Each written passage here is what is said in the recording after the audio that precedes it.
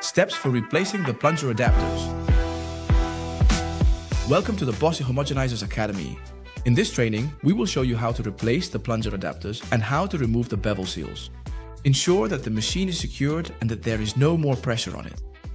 We start by detaching the plungers from the adapters. To bring the plungers into the correct position, use the pulley wheel. Turn the wheel until the plungers are in the forward position. Next, we push the plungers as far forward as possible. If necessary, use the plunger clamp to push the plunger further forward. Usually, the front cap does not need to be removed. This allows the adapter to pass behind the plungers.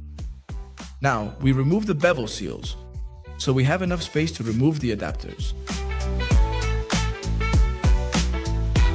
Now it is time to rotate the crosshead.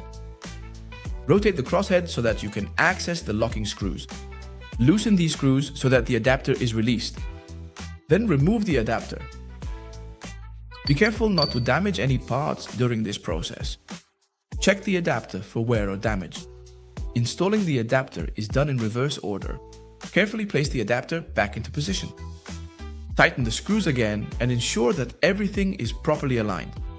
Do not use ceramic grease on the locking screws here so that they do not come loose.